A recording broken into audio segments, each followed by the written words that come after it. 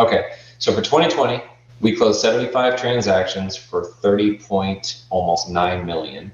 And that was, by the way, up 51% over 2019. GCI was 732,000. My, what I call NCI, my net commission income. So that is the gross commission minus cost of sales, was 617.5. And I want to bounce off of that. So the 75 closings that you had last year, so that's just over 6 a month if you averaged them out. They all those clients worked with you specifically. In other words, there was no buyer agent, there was no listing agent other than you. You were the agent that worked with them throughout the transaction, correct? Correct. And that's why we call you a solo agent. I call you a solo agent, highly leveraged, because you have all these team members around you, these assistants, if you will. You got a lot of assistants running around to help prop you up, leverage, and let you work at the highest level. Right. So from a profit margin standpoint, 84% in 20. Last year, you hit 84% net profit margin with this model. And that's why people should be listening to us. That's a lot of good take-home pay. On a $30 million sale. Yeah, that's not too shabby. It really is for a second to give you the kudos of the relationship that you and I have had over the years, is that I was listening to you before I got licensed, listened to you all the way through. And this has been my school. This has been my education. This is Solo Agent World, where we celebrate the accomplishments of high-performing single-agent real estate practices. Hi, I'm Mike Cerrone with Mastermind Agent, and welcome to the Solo Agent World podcast. Today, we're talking with Nate Brill with Realty One Group in Phoenix, Arizona. Welcome to the call, Nate. Hey, Mike. Hey, Nate. Great to have you here. I'm real excited to talk to you today. I want to give people a little background before we get into the interview itself. Now, Nate, his real estate career has taken quite a few twists and turns over the years, and he's been in the business for 7 years now, and he's gone from brand new agent to team builder to team destroyer to creating his own highly leveraged solo agent model, and that's what we're going to focus in on today. And that model closed $30.5 million in real estate last year. So you're going to want to listen to what's going on here with Nate and his model. Today, we're going to talk about his journey. We're going to dig into each phase of his development and talk about the lessons that he's learned along the way. We're going to spend most of the time talking about why he tore down his team and rebuilt it around a highly leveraged solo agent model. All right, Nate, are you ready? Yes, definitely. All right, cool. Well, let's go ahead and jump right in. Let's talk about what I call phase one. We're going to have 3 phases here. In phase one, we're going to go all the way back to the beginning of your real estate career 7 years ago. And my first question for you is why? Why did you get into real estate? I got into real estate because I was looking for something that, I guess I should say, I was in the process of soul searching for something that fit what I was looking for, that was not, I don't even know necessarily that I was looking to work for myself. I was just feeling so empty and lost doing what I was doing before. I worked for the same company for 12 years. I felt like I had maxed my potential there. No matter how many times I had tried to sort of advance, not even necessarily by position, but just by leadership within the company, I never felt like I was getting there. And I never felt like my desire to get there was taken seriously enough. So I was in this like 8 or 10 month period of just soul searching and trying to find what I wanted to do. And I was traveling all over the country, and I just had an epiphany. I mean, literally it was like, it hit me instantaneously. I pulled the car over, I called my wife, and I said, I want to get into real estate. And by that night, I was signed up for real estate school, and I was off to the races. So it's not like I had this long, drawn out, like, I'm thinking about getting into real estate. I'm thinking about, I would love to get into real estate because I love houses, all the stuff that I hear from other people. I didn't have any of that. But the way that I make decisions, is very quick. I just, once I know that it's the right decision and it feels right in the gut, I just move with it. And that's what I did. And I certainly feel like it turned out to be the right decision. So It worked out well. I think yeah. that's a really good insight right there, that once you make a decision, you take action quickly. You get the decision, you take the action. That's hard for a lot of people to do. Have you always been that way, or did you have to develop that skill? I've always been that way, and it has been, in some ways, it could be considered impulsive. Certainly as a child, I was always impulsive, and certainly even to this day, you could accuse me of being impulsive on some things. And I talk with my wife about it a lot, actually, because I very, very rarely reflect back on a big decision that I made and go, that was the wrong decision. I made that too quickly. I didn't think it through enough. I mean, I can almost not think of anything that makes me feel that way, which makes me trust myself more and more and more as I make these big decisions. I mean, it's the same when I decided I wanted to marry my wife. It's when I decided I wanted to have a kid, when we decided we wanted to buy a house, we wanted to move. I wanted to, we moved from Arizona to Salt Lake City back to Arizona. All of those decisions were literally as fast for me as the decision to get into real estate. So I trust my gut. I trust the decisions that I make. That's a good point. And you built that muscle up over time, this idea of making a decision and taking quick action. So if somebody's out there, they don't have that muscle built up, just start doing it. Start with little things and build it up. So you're going to eat really fast and decide if you're going to go take a break really quick, right? Just do it. Yeah. Don't belabor it. It's unnecessary. Right. Well, this is good. So that's how you got into real estate. How long did you operate when you first got in? How long did you operate as a single agent all by yourself? So I actually started on a team. If I'm being honest, at the very beginning, I started and I lasted a month working for some, small boutique brokerage. I had started to kind of get my legs underneath me for literally, I think it was 28 days or something. And then I moved over to a very large team that actually turned out to be, and I think they're still on this trajectory. They're one of the biggest teams in the country. And I never really liked it when I was on that team. It never felt like a team.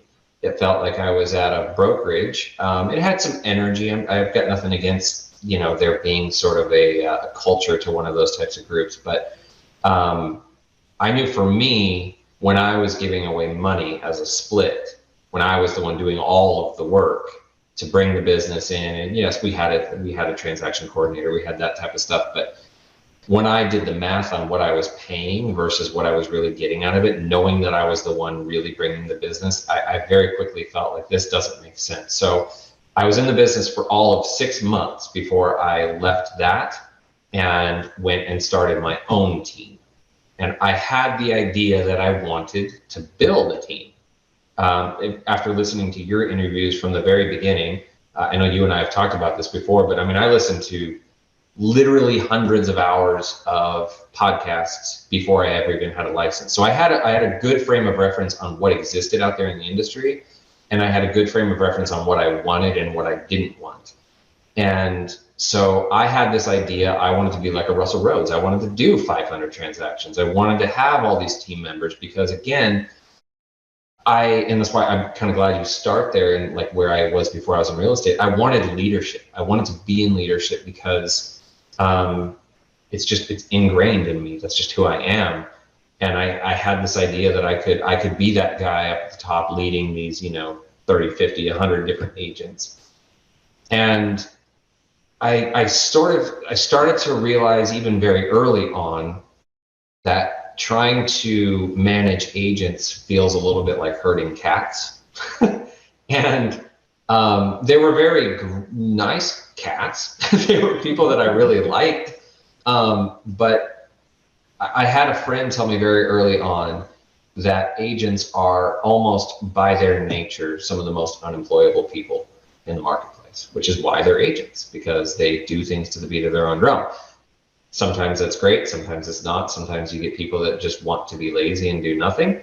Fortunately, I didn't have any of those people on my team. I just had people that weren't entirely sure what to do, and they really it wasn't leadership for me. I started to feel like, first of all, I had to feed them. I was the one who was bringing the business in, and I felt, even though I could have taken that transaction, I felt that it was incumbent upon me to essentially provide business for my team. And so I'd end up having my buyer's agent take something that I could have done myself. And so now I've given away half of my pay, even though I'm the one who did all the work to get them in the first place.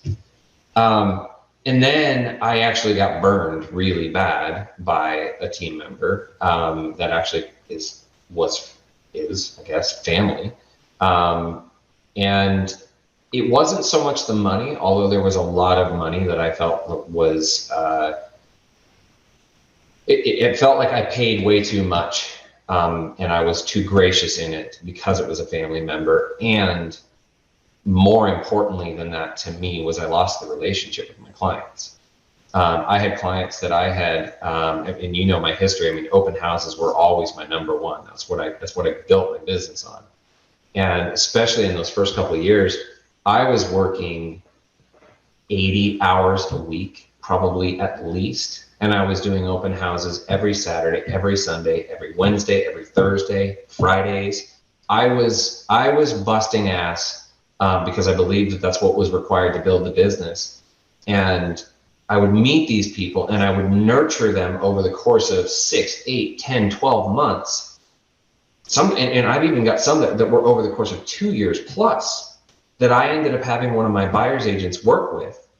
And then by the end of it, I didn't have the relationship anymore. And then worse yet, in this particular case, I had clients that I felt like were very loyal to me, that relationship was with me. And by the end of it, this individual essentially tried to take them as his own and was not able to understand why that bothered me. Because to me, again, it wasn't just about the money. It was about the fact that these are people that I had invested myself, I had poured myself into, I had given that time and my energy from my family and poured it into these people just to lose that relationship. And so not only do I lose it on that particular one, but everything that comes after that, all those referrals, the relationship is gone.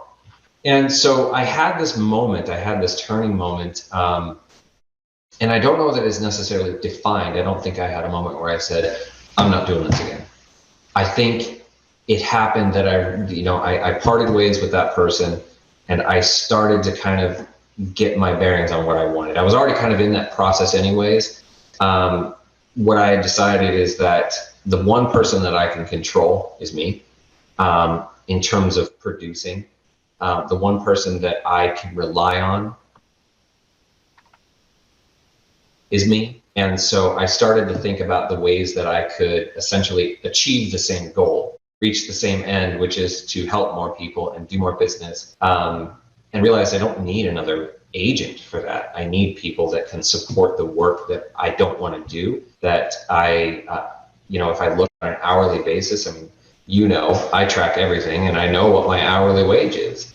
And so it's really easy to determine what work you're going to hand off to somebody else when you know what that work costs to pay somebody else to do, and when you know what you make an hour, or what you make in a day or you make in a month. And I started to very, very clearly realize that what it took for me to scale was not adding a bunch of agents. It took having the right people in the right places to do the stuff that's in the background.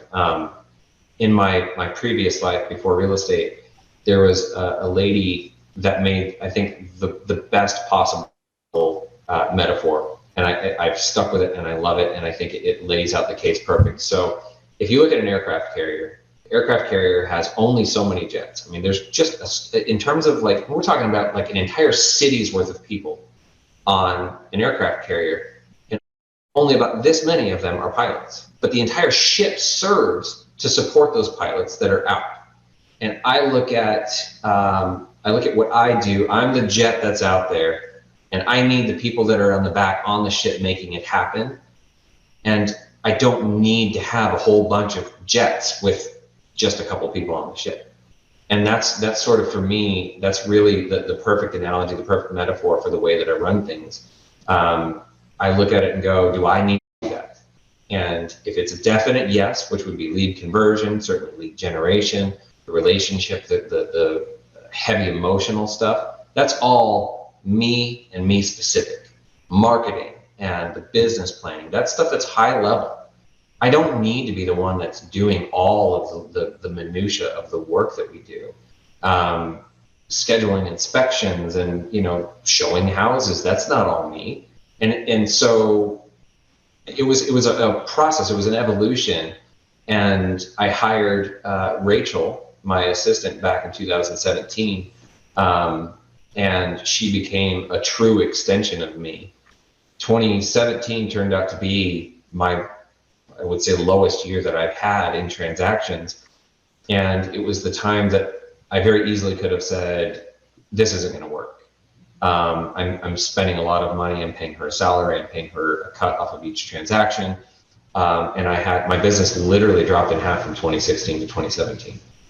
But I was recognizing that not only did my clients have a better experience, but I had a life again, and my wife and my son saw me again. And so, yes, by any other measure, I had a really good year. I did, I think, 39 transactions, which to me just felt so like a kick to the gut, because the previous year I had done 80. But it was enough to pay her, and it was enough for me to realize that was what I wanted. So that was a really long way to answer your question, but I think the year of 2017 made me realize that was really it. That was what I wanted. Well, there's a lot going on there. So we moved out of phase one and went into phase two. This is the transition. And let's go back to that. So actually, we went into phase three. We went into the solo agent model. We jumped through all three phases, which is great. Let's go back, and there's so much good stuff in there I want people to get. So let's go back to the very beginning, that phase one. You jumped out in the market and you went on a team for 6 months. Mm-hmm. How long were you, what was your production? Do you recall during those first 6 months when you were on a team as a buyer's agent? I was actually not a buyer's agent only. I had the ability to do both buyers and sellers. But let me refer to my handy dandy little brain here really quick. Nate tracks everything. He tracks all his stats. He knows exactly where he's at. It's pretty amazing. That's another thing that you all should be picking up on, is that Nate writes down everything that happens in his career, so he's able to refer back like he's doing right now if he's trying to remember what happened. So did you find it, Nate? I did. Okay, so my very first close, I got licensed in March of 2014. My first transaction was June. That first transaction, I closed it in June while I was on that other team, but I met those people my second week, my very second open house that I ever did. I met them there. So that was while I was on my own. So technically I was a solo agent at that time. But I did 1 in June, 2 in July, 8 in August, and 2 in September. And then I went on my own. So what is that? Well, so I did 13 transactions. 13 transactions. 13 closings in 6 months on the team. Now, most people would be pretty excited about that, because that's pretty good production and a nice little income. But as you mentioned all the issues that were coming up, that you wanted to go out there and create leadership. You wanted to drive your own team and go that direction. So let's jump into that part of the story again. So phase two, where you are now building the team. How long did you build the team? How many years was that? I did it was a little disjointed. So I left the team that I was on. It was a Remax team. I left that and started it on my own with a partner. It was essentially, it was my team. It had my branding, my logo, my everything, and I had a partner in it. And I loved her to death. I still do. She's amazing. She and I still stay in touch, but lead generation wasn't her thing. And it didn't last long, because she realized as quickly as I did that it was not good for our relationship. This is one of the mistakes I made, and I think it's something that a lot of people should hear. It's very convenient to work with somebody that you know. It's very convenient to hire somebody that you know to bring them on as a buyer's agent. When you have a foundation of a relationship that existed prior to your business relationship, it's very, very challenging to tell that person what to do. Very challenging to tell that person that they did something wrong. or that you need more from them, which is what I found. I mean, I think everybody who's listening should take my experience for what it is. It's my experience. Some people may have had a different one and had a better luck doing it because maybe they recognized earlier on than I did that you shouldn't just hire people you know. You shouldn't just hire friends. And that was my problem. Everybody that I hired was somebody that I knew. And so my first partner in it, we did that year, the year that I was with her, that was 2015. We did 73 transactions, and of those 73, I generated 72 of them. So, when you're giving away 50% of everything that you make to a partner, when you're doing 99.9% of the production, it hurts, it stings. And I don't hold that against her at all. That was me that set that up. That was our agreement. And so I stuck to our agreement, but I recognized that I didn't want that. And so sort of like jumping off from that, like I said, it's a little disjointed. Then I thought, okay, well, instead of having a partner, I'm going to have an agent, and that agent happened to be this family member I was talking about. And my understanding going into it, I don't think I could have been more clear, was that it was not going to be a partnership. It was going to be this is my team and you're going to be an agent on my team.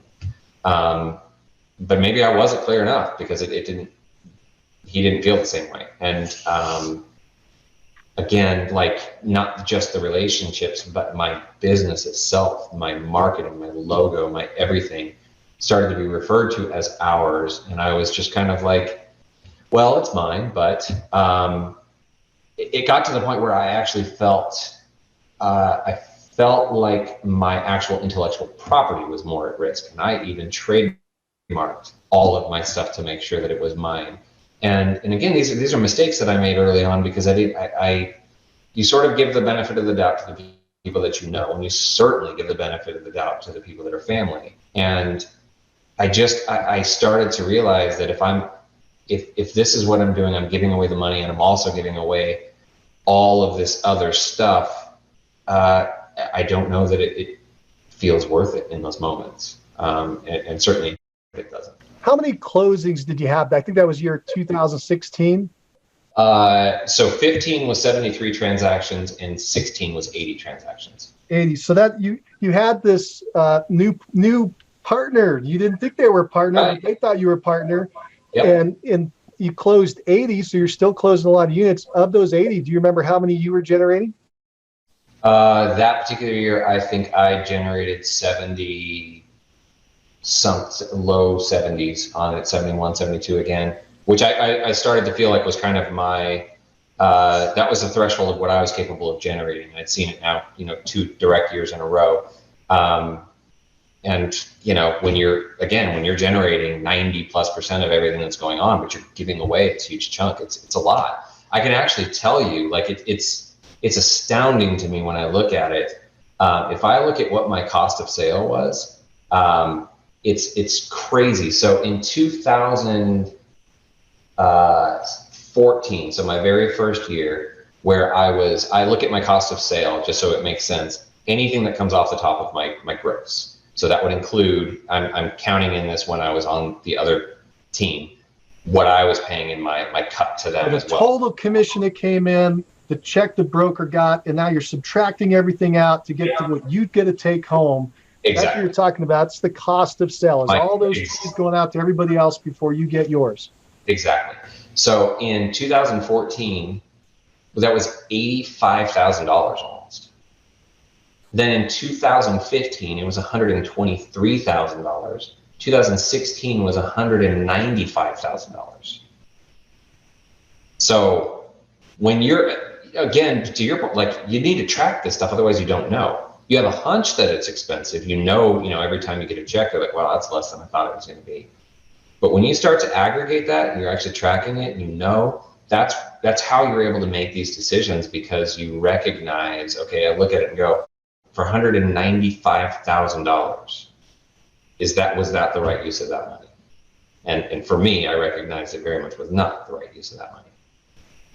I want to point out a lesson I think that you've been making. I just want to make sure everybody's got it clear. this idea of a partnership can be very difficult. Most partnerships fail. I've had partnerships that have failed. Partnerships are very difficult. They look easy at the beginning. They're fun. You know the person. You don't really know their strengths and weaknesses. It can become very difficult. And so you had an official partnership, then you substituted it with a quasi partnership. You didn't think it was, they did. Neither one worked. And I think that people need to recognize that you were mentioning it might have been easier to go on the outside and grab somebody you didn't know and create that business relationship with them. I think that was one of the strongest things you mentioned so far. And you mentioned that Rachel was one of the people that you did that with, and that's continued to be a strong relationship business-wise, correct? Yeah. So in fact, Rachel and I actually talk about it even to this day. So Rachel's been with me since December of 16. So, I mean, only a few years now. When I hired her, I made it an imperative that I did not know for that position who that person. I didn't want to know them. I wanted to establish the relationship in the dynamic that I needed it to be, which is that I'm the boss, I'm the team leader, and I need you to do what I'm asking you to do because this is what the business needs and this is what I need of you. And I don't feel that awkward dynamic of like I'm trying to tell a friend what to do, I'm trying to tell a family member what to do. And that was an imperative, and that has been my rule of thumb now. I've just hired yet another employee. It was the same thing there. I couldn't have a relationship that was a friendship prior. And so Rachel and I talk about it, and there are times where we're having difficult conversations where I'm having to come down on her about something. She did something wrong, or I needed something different from her and she didn't do it. Unfortunately, those are few and far between, but when they happen, even though we have a friendship, that friendship was formed during this process as my employee, as a team member. She's become a family member to us. She is as much a family member to us as anybody. But she understands and I understand where that line is. And it was New Year's of last year, or year before that. Something really crappy had happened and a major ball had been dropped, and she recognized it. And I recognized it for sure. And we had one of the most uncomfortable conversations we had on New Year's Eve. And we were getting ready to go over to her house for New Year's Eve for the party. And she basically, after we were done, and she said, look, I'm a big girl. I can handle this. I know that I screwed up. But you're going to come over here and you're going to be my friend. And we're going to have our party and we're going to be friends together. And then, come the day after tomorrow, we're going to be back to business. We're going to get done what we need to get done. And I'm going to fix the thing that I screwed up. That's one of the things that I love the most about her, is that she has that self-accountability and she doesn't get defensive. But again, it's because we were established the way we were, and I wasn't having to change it from friend to now you're my employee. You had established roles for each of you knew exactly what lane you were supposed to be in vis-a-vis that business and business work. And you were able to separate that then from your newly developed friendship. Exactly. Nate, this is good stuff. I want to bring us back into the flow of the business. So we've talked about the team and why that didn't work out and why you changed and you went into this highly leveraged solo agent model. I know people want to learn a lot about what that means. Let's define what is a highly leveraged solo agent model. Let's actually go back one step. When you decided, when you first came out of the breakup of the team and you wanted to create something new, first I want to know what your vision was of what you want to set up as far as how this thing would look. And then second, we're going to talk about what it looks like today. But the first thing I want to talk about is, what was your vision for what this thing would look like? This is not going to come as a surprise to you. I had a spreadsheet. Nate loves spreadsheets. Yeah. I do, because it organizes my life. It organizes everything. So I created a spreadsheet and I laid out all of the different job functions. I mean, as granular as I could get, from showing houses to setting up showings to doing addendums and inspections and literally everything. And then my next column over is I said, who does this thing? What sort of job position does that? And if you read the book E-Myth, E-Myth Revisited, he talks about having, even if you're just a business of one, you have to look at it as a franchise prototype, which is that if I'm going to replicate this, I have to recognize that I've got all these different positions. Even if right now all of those positions are me, I need to know what those positions are. And so that's essentially what I did. I said, so this is going to be our listing coordinator. This is our client care manager. This is the listing agent. This is the buyer's agent, all the way down the line. And I essentially said, okay, so for right now, for the model that we had, I had me as the listing agent, the team lead, the agent for that matter. I had Rachel, who was my client care manager, my kind of right hand everything. I had my wife, who's our listing coordinator. And then I had Nancy, who is our transaction manager. So I've got the four of us. Now, of all of these different things that need to be done with those particular positions, who's the person? And so I laid all of that out. And this all happened in the end of 2016. That way, when I was talking with Rachel, which for the record, I hired Rachel not as my assistant and what she's become. I hired her actually as a transaction manager. If I had hired her as a transaction manager and kept her that, I would have fired her a long, long time ago. But to what we said at the very beginning, I make decisions quickly. I recognized almost immediately that there was something uniquely special about her. And so I pivoted. And instead of saying, she's going to be horrible at this job, which she would have, and she knew that as well as I did, I knew that I had something special there. And it was something that I couldn't actually hire. I had to find the right person, and she happened to be that. And it's just the universe put it all together. And so now I've got the right person. And so as I'm looking at my spreadsheet, I'm looking at what the different functions are. She fits so many of these different things. And I can work within sort of her limitations in her organization and the things that would not make her good as a transaction manager, and say, there are things that we can do here that are going to require you to learn some stuff and get yourself organized. But your primary focus is going to be X, Y, and Z. And it became that she was that extension of me. She was much more the extrovert, much more the out in the field, doing the right stuff to help me cultivate our client, where that's not what you hire a transaction manager for. So that's how I organized it. That was sort of my vision. I cast it in a spreadsheet. So you basically broke down every task that needs to be done inside of a real estate business or a real estate practice. Yep. And then you assigned it to different people. Now, when you went to assign it, you had already gone down the path of building a team, and you had people there that you still wanted to try to fit into this model. If there's somebody listening and they don't have a bunch of people running around them, they could still do this. They could build out all the pieces. It's just they're doing all the tasks currently.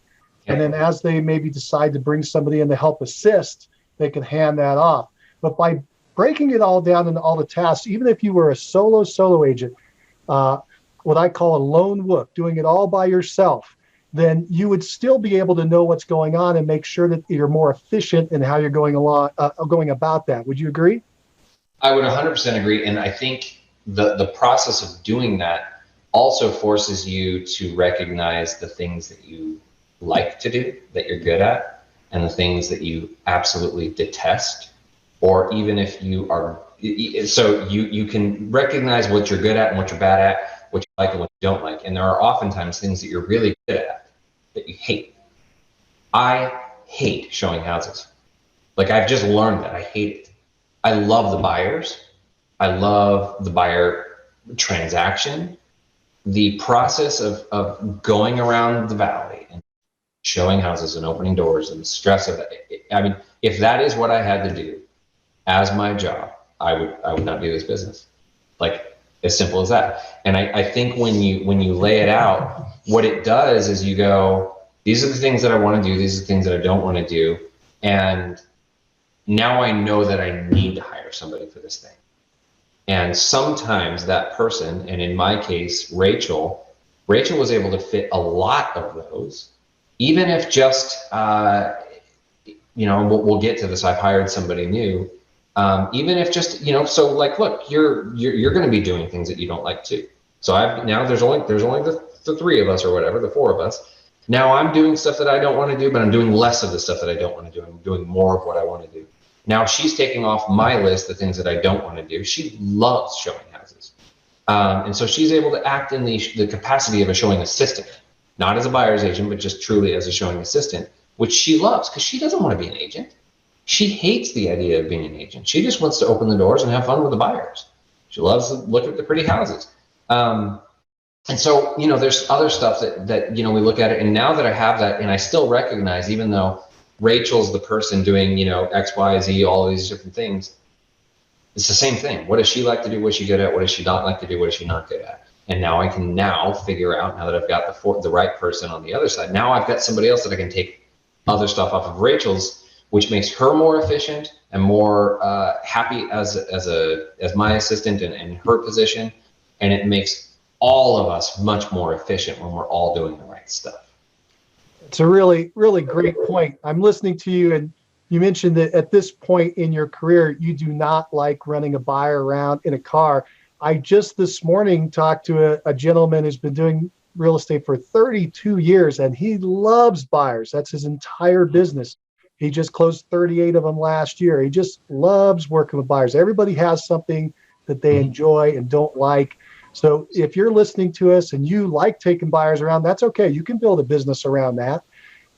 Nate has just figured out what works for him, and he's building his business around what works best for him, makes him smile every day. And that's what I really like about his model. Nate, let's do this. People are probably wondering, wait a minute, is this guy a solo agent? Is he not a solo agent? What is he? So we need to stop here for a second and describe this team. The fact that I just want to ask a couple fast questions. Maybe this will help. Are you working with every buyer and every seller in the business? Every single one of them. You're going out and meeting them, you're prospecting them, you're finding them, you're creating the relationship, and then you're just handing off this one little task of showings with a buyer. But on the listing side, you're taking them all the way through. The buyer's side, you're taking them all the way through, but you're handing off certain tasks, in this case, the showing task. Once they go under contract, I assume you're handing off the task for closing them up to a transaction manager you've been referencing. But you're creating the relationship from the beginning. You're carrying it all the way through to the end. It's not a superficial relationship. You're actually talking to them throughout the entire transaction, correct? They see me as their agent because I am their agent. You're negotiating every single contract, whether it's a buyer or a seller? Every single contract. You're taking care of the negotiations on the inspection if they come up with every single buyer and seller? Yep, when it's my buyer, or not when it's my buyer, when it's our buyer, I'm at the inspection. When you go back to the beginning, when you're prospecting, you're doing all the talking with them to get them into your system and into your life? Every bit of it. After they close, you're the one that's staying in touch with them and following up with them and building the relationship for repeats and referrals? Absolutely. So I'm hoping some of those questions are going to help people see this big continuum.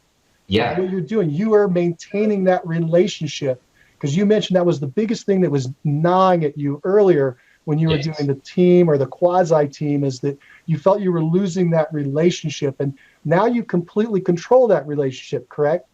I completely control it, and to bring it to kind of circle it back around. So in identifying what I'm good at and what I like to do, what it allowed me to realize in myself is that the most important thing to me is the relationship.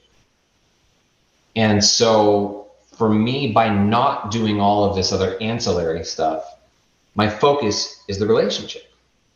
And so when I am meeting people, whatever lead source they are, I mean, at this point, we're 80% past clients and referrals and that sort of business. So it's all very, very warm business. This is not stuff where I'm getting these cold leads in here. So the nurturing is very different.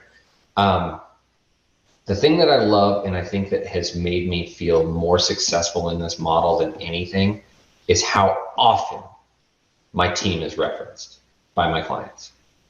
In the reviews that they leave us on Zillow, in their discussions with me and how great my team was and how good of a job they did taking care of them. The fact that they have a wonderful, real, true, beautiful relationship with Rachel, but they know that Rachel is, they understand where she is in sort of the structure of this. They know that I'm their agent and that Rachel works for me.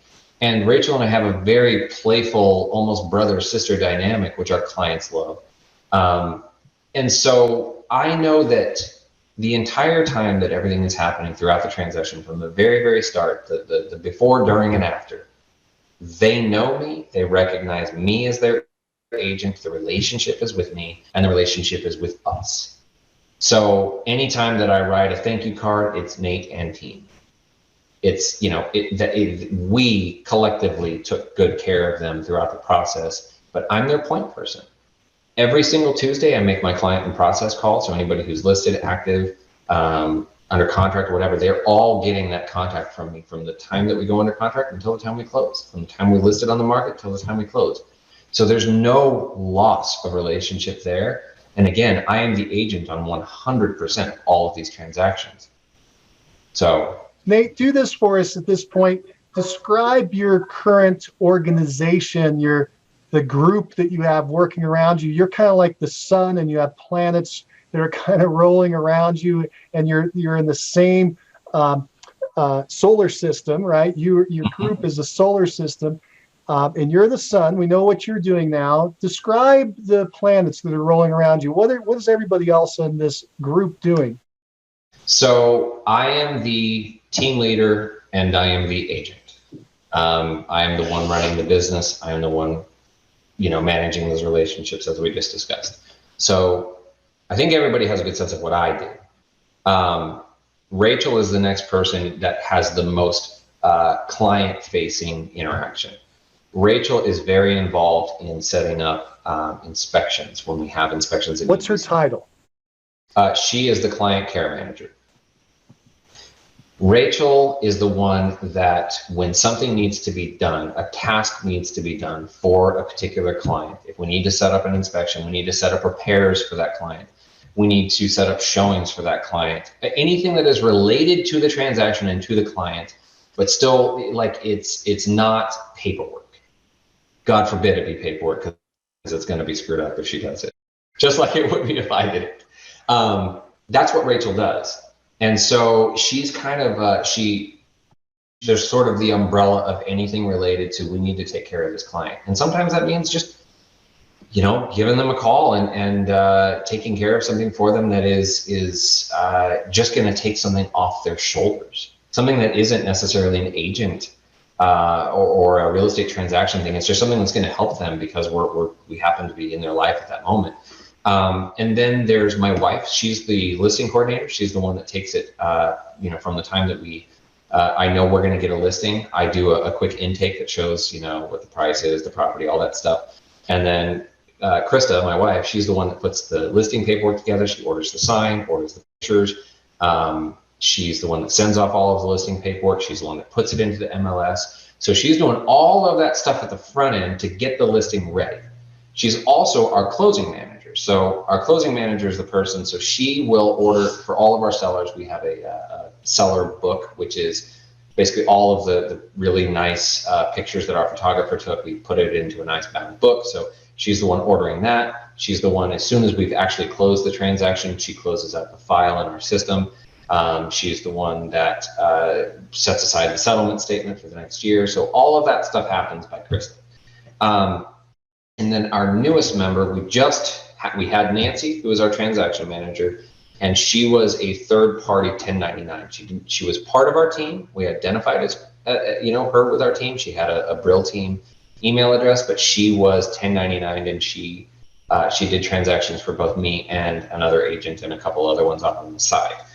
Which, by the way, is something really good for people to know, that you can do that, and it's a really great way of not overburdening yourself with a salary with an actual employee. You can 1099 somebody, and they can, you still tell them what you need done, but the reason why we transitioned from Nancy over to Michelle is, first of all, Nancy's retiring. So that was like the wake up moment, like, aha, okay, we need to change. And we're at the point now, we're doing the kind of volume, and I always had this in my mind that I needed my own transaction manager. I didn't need it. I just didn't want somebody who was a transaction manager that I was hiring to do that like a service. I needed another team member that was dedicated to the Brill team, that did things exactly the way we do them and exactly the way that I say and we say it needs to be done. And Michelle was actually, she was an escrow officer for one of the title companies we used. And she was just absolutely amazing on all of our transactions. And we had a great relationship with her. And the timing just happened to be perfect that when I was looking for this position, she was looking for a change, and she fit not just the ability to do the job, but the culture of our team. And which is, by the way, the most important thing you can find. Like I said, I hired Rachel for something she'd be horrible at. I kept her because she's the right person. I hired Michelle because not only is she the right person, but she's also good at the job that she can do.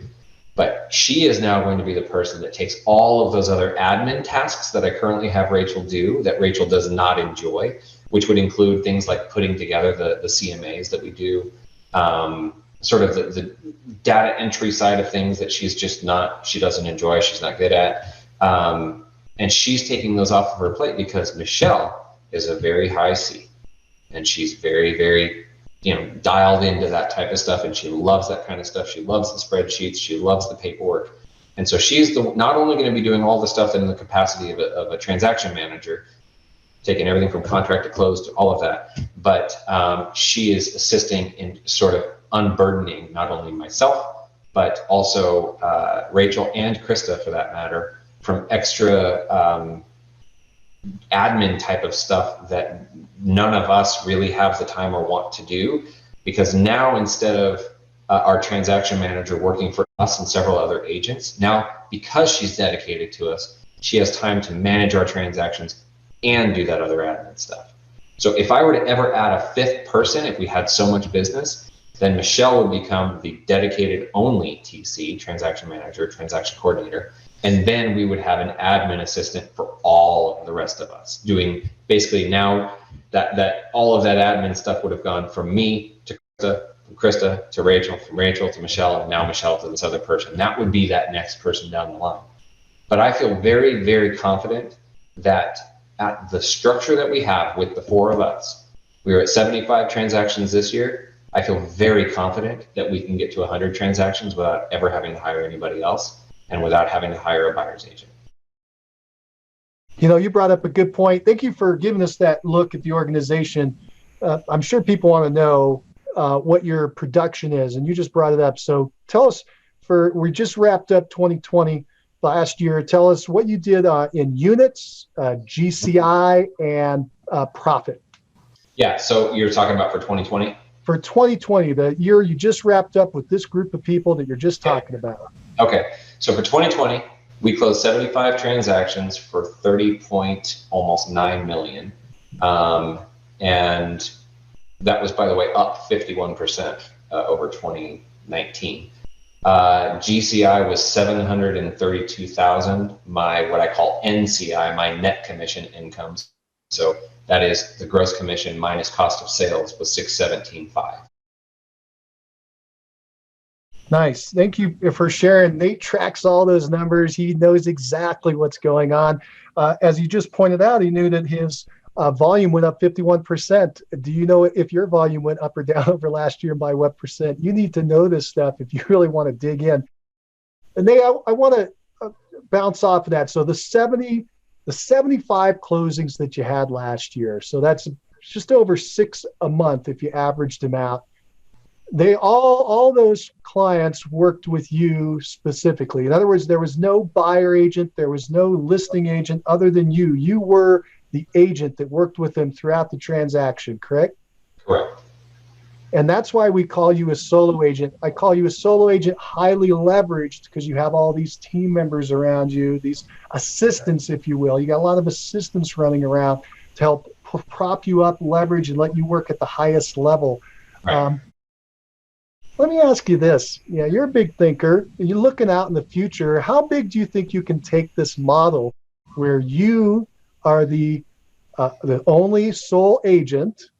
You have staff helping you. How big do you think this can get? Is this the biggest it's going to get? The reason I'm asking is you mentioned earlier that you thought you were going to cap out at 70-some units. Well, now you're at 75.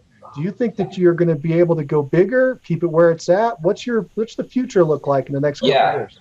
So I'll tell you, for 2021, my goal is to get to 100 transactions, which I said earlier, I think I can do with the model that I have. So keep in mind, I felt limited in the 70 range because I was still doing, even though I knew that eventually I wouldn't, and I still had other stuff that was kind of like, it was under the Nate category, but it was a separate job that I shouldn't be doing, but I'm currently doing it because I'm the only right one to do it. Or I had Rachel doing stuff that Rachel shouldn't have been doing, that I should have had somebody else doing, and now I do. So by bringing Michelle on, which that was part of my thinking in bringing her on, I feel that I will be not ever 100%, because I think there's always going to be distractions, but pretty close to 100% in the capacity of what I should be doing. I have Rachel, call it 90% of what she should be doing. I have Krista, pretty much 90 to 100% of what she should be doing. And I have Michelle in 90 to 100% of what she should be doing. And the reason why that's important is because with all of us doing what we should be doing, that means that none of us are doing stuff we shouldn't be doing, which means that for me, I'm not doing a bunch of stuff that I shouldn't be doing that's keeping me away from continuing to lead generate and lead convert. And very importantly, people think, and I hear this a lot, I even hear it when I'm listening to interviews with people, that the only thing that you're doing if you're not working with a client is lead generating and lead converting. Those are not the only two extra things. Having not only the actual time, the hours in the day to do it, but also the mental freedom to focus on growing the business and analyzing the business and determining what your next steps are, which includes who do I hire, how do I break this down, the CEO level stuff, that requires having the confidence and the faith in your team that they're doing the other stuff that you would otherwise be doing, and you feel confident enough to let it go, that you're able to focus on this other stuff. So my wife, it's funny, our team, we're the number one minus some mega team that's at our office, but other than her, we are the number one in the office. And people who know us wonder what the hell I actually do. And I get it all the time. Like, you got all these women that work for you and they're the ones that are actually making it happen. Like, what the hell do you do? And it's funny because, both my wife and I, we office out of the house, and she'll step in and she's like, look, I know he's a lazy ass, but he's in there all day. I'm in the office all day working. She hears me on the phone. She knows I'm working on the computer. I'm certainly not sitting around doing nothing. And the reason why is because the things I'm focusing on, I am very heavily in the marketing camp. And so that I spend a lot of time on my marketing. I spend a lot of time on my analysis of my marketing, what the next steps are going to be, and what the next things are we going to do for marketing. And so because my brain is free from it, my time is free from all this other stuff, I'm able to do that. And it's very, very important because, sometimes people just feel like, well, I've just got to call everybody I know. I've got to call every lead that's in my CRM. That's not the entirety of what a business should be. I've got some friends, other agents that are in this business that are solo agents, true solo agents, like lone wolf, like you said, doing less volume than I do by a considerable amount, working twice as many hours as I work. Or even if we're working the same kinds of hours, the hours they're working on are all transactional, in the trenches business. They are not working on the business. They are working in the business 100% of the time. And I'm not. I'm working on the business probably 80% of the time. Well, Nate, I'm glad that you've got this big goal of closing 100 transactions this upcoming year, and I can't wait to keep up with you and find out if you achieve it. I'm going to throw out to you that I get to talk to a lot of people. I'm in a very fortunate position, and I can think of a couple people right off my top of my head that have a highly leveraged solo agent model. One closed 130 transactions as a highly leveraged solo agent. The other closed 180 transactions as a highly leveraged solo agent. I'm throwing that out there for you to know that you can expand and grow, as well as our listeners to know that there's a lot of room, there's a lot of path here that you can do. Now, interestingly, a lot of people go to the team model to gain time. You went to the highly leveraged solo agent model to not only gain time, but profitability. And so what I'd like to do is compare when you ran the team and when you ran the highly leveraged solo agent model on one metric, and that is profit. So you had 2 years where you were running the team at around this volume level, and now you just ran the solo highly leveraged solo agent model at this level. And as far as units, and my question for you is, which of the two was more profitable? Which one did you take home more money? And can you give us any dynamics to that? Absolutely. So I look at it again. I've got my gross profit. I've got my net profit. It's really important to understand the distinction there.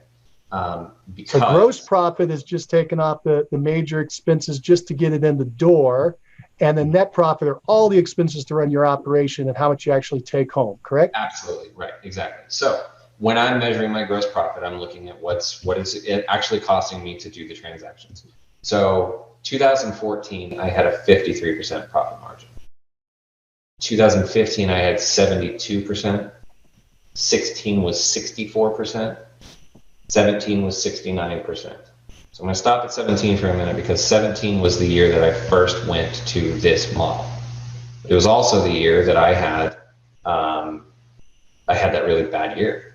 I mean, bad by my measures. It had fewer units because you were switching models. Yes, exactly. And you and I talked that year. I was in a funk. You were in a funk. I was in a funk. Look at what you came up with out of that funk. So by the way, if you're listening and you're in a funk, keep pushing. Yeah, in fact, to plug your other podcast, people can go back and listen to my interview. I myself have gone back and listened to my interview a couple of times because it really is for a second to give you the kudos of the relationship that you and I have had over the years. Is that I was listening to you before I got licensed, listened to you all the way through, and this has been my school. This has been my education. And so you and I talked the end of 2017. I was in a funk, and I was in this place where I didn't know quite what the next year looked like, but I knew I needed to change. And I was in this like really deep intellectual, like, what the hell happened? How the hell did I go from 80 to 39 in 1 year? Because I couldn't figure it out. It wasn't our market. Our market was great, but my own internal market sucked. And it was because I was in my head way too much and I hadn't figured it out yet. So after that shift, I go from 69% profit margin and we jump up to an 83% profit margin. And by the way, that year, to give kind of that mental shift, I went from 39 transactions back up to 58, from 11 million to almost 20 million. And back up. I was back on my game. I had my head right, and it has been a very steady growth from there. So from a profit margin standpoint, 83%, 81% in 19, 84% in 20, and 81% in 21. That's your estimate coming up. But last year you hit 84% net profit margin with this model, and that's why people should be listening to us. That's a lot of good take-home pay. On a $30 million sale. Yeah, that's not too shabby. Well, people ask, what are the different models? I'm all about looking at the different models. And the solo agent, people think you can't make any money as a solo agent. You can make a lot of money as a solo agent. Just depends on how you structure it. Yeah. I've got friends that run big teams, and their top line is huge. Their bottom line is not. And if people just want to measure, it can be upside down. Yeah. Absolutely. Yep. I heard somebody say like, man, I had an amazing year. I made $1 million last year. Problem is it cost me $1 million to get there. Right. What is any of that worth? Yeah. Right. Well, Nate, this is fantastic. This is really exciting. I have a question for you, and that's this: if you were able to walk into a time machine and go back to the day one when you first started and talk to day one Nate, you just walk up to day one Nate and you can whisper in his ear, what would you tell him to do as far as building out this business? What would you tell day one Nate to try to save him time and jumpstart the career? I thought about this, and the truth is, I don't know that I would tell myself to not try a team. And the reason why is because this yearning that's in me, which still exists, by the way, to do really big things is there. And I feel like I almost needed to go through the process to recognize that I didn't want a team, to try it on, to know that that was the right path for me personally, was to not have that team. But if I were to tell myself anything, I would tell myself to not hire people I know. Like, I mean, that would be the number one thing I would say. Because I actually think maybe I could have built a more successful model. Maybe not, I don't know. Maybe I could have built a better team model if I had hired people professionally as opposed to personally. I think it's a huge mistake that people make because it's convenient. And you assume that because somebody's a good person, they're a good friend or whatever, that they're going to be a good teammate, and they're not always the same. Even when they're a bad teammate, they can still be a good person. But if they're a bad teammate, and sometimes, you know, depending on the situation, you might find that this is a business that has a lot of money in it. A lot of money to be made, and there's a lot of money that is in each individual transaction that gets split, and it can change people, or it can at least change a relationship, if nothing else.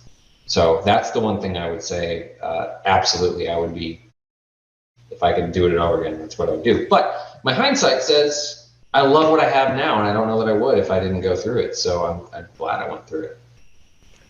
Very good. So I think that was another lesson that we picked up. We mentioned it earlier, and that is push through these hard times. You may be on the cusp of something great, but you got to keep pushing. What if you would have quit when you fell down to 39 transactions, just said, I'm out of here. I just can't live with this. Yeah. You had to push through that. There's a book I'd highly recommend for people. It's a Seth Godin book. It's called The Dip. And in The Dip, he's talking about, it's not just business. I mean, it's in life too. And you look at people going through law school, you look at people going through medical school, and there's this really long slog of just the churn and burn and burn and burn. And you don't know when the upside happens. And if you did, people would never quit. Because if it's just ahead of you, you just keep going and you make it. But we don't know that. And I think, like my wife has told me before that she sees me as like a bird up on a twig, up on a 300-foot tree. And I'm not afraid to sit on the twig because I know that if that twig breaks, I can fly. And when I was in 2017, and again, you and I spoke during this time, like I was really analyzing. I'm going, what the hell did I do wrong? But I knew what I was capable of, and I knew that if I had done it before, I can do it again. And this time I've got my head right, and this time I've got my people right. And so, yeah, I didn't quit. And the other side of that dip, because the dip, the whole idea is that you start out with all this enthusiasm, and you're super excited, you just got licensed, you're getting going, you're going to get out there, you're going to do open houses, you're going to do all this stuff. And then as time goes on and your energy wanes and your excitement wanes, you're down in the dip. And, you're looking for these external forces to bring that energy back up, and you can't. Those external forces aren't going to do it. It has to come within, and your energy to keep pushing has to keep coming within. And then that's what brings on the business. That's what, my change in mindset, my change in sort of business philosophy is what brought me from 2017, 18 into where I am today. And so, I'm prepared. Another crappy year could happen again. But, I know that I'm capable, and I know my team's capable. So. Very good. Nate, this has been so good. I've come to the end of my questions for today, but I'm wondering, do you have any parting thoughts for the listeners? Yeah, I would say that, I guess I would hope that there are people that are listening to this podcast that are in one of two camps. Either they are a solo agent that believes that they're incapable of growing further than where they are, and I know lots of those. Or they know they're capable of growing from where they are, but don't want to let go. And I've definitely got those friends, people that are very, very good agents. And they're going to give themselves a heart attack if they keep doing the business they're doing at the rate they are by themselves. Let go. You have to let go. I'm very much Teflon Nate. Nothing sticks to me because I delegate it off. And it doesn't mean that there aren't things that you delegate off that you feel unsure about and you hope it goes the way in your mind you would do it. But I heard somebody say once, if somebody can do it at least 80% as well as you, let it go.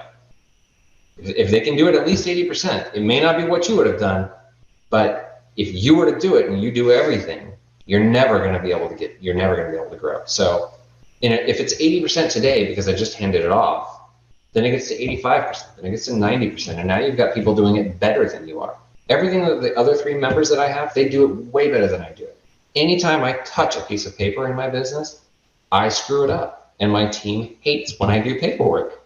So that's the one camp. But then the other is, I imagine there are, and again, I would hope there are people that are in the camp that I was before I decided to kind of go down this route. They have a team, they have team members, they've got buyer's agents, they've got listing agents. They're trying to work the model that they hear works so well. They hear these agents that are doing all this monumental business, and they're trying to do it themselves, and they're recognizing the same thing, like, I'm giving all this money away, I'm giving the relationships away, I'm giving away business that I shouldn't be giving away. I hope that they recognize they can still reach their goal and they can still have the life that they want, which is the whole idea most people have in creating a team. They can have that while still retaining those relationships and still doing all the business. You just have to look at what it means to be a team differently. I am definitely a solo agent. All of my production is my production, but I am definitely a team in that I couldn't do this by myself. Guaranteed 100% do this by myself. I would die and I would quit. So I hope that helps. That does. Nate, that was fantastic. Well, I really appreciate you coming in today and talking with us and sharing your journey. Nate, thank you so much for talking with us. Of course. Absolutely. Thanks, Mike. Thank you, Nate. Well, that's it for now. Thanks for joining us on the Solo Agent World. Keep moving forward. Bye. This has been another episode of Solo Agent World. Enjoyed what you heard? Hit that like button. Plus, remember to subscribe and click that notification icon so you'll be the first to receive all the latest episodes. Love the show? Leave us a 5-star rating and write a quick review. If you know a solo agent that we should interview, yourself or someone else, let us know at mastermindagent.com. And if you have a solo agent friend who could benefit, tell them about the show. Thanks for listening to Solo Agent World. Keep smiling and keep moving forward.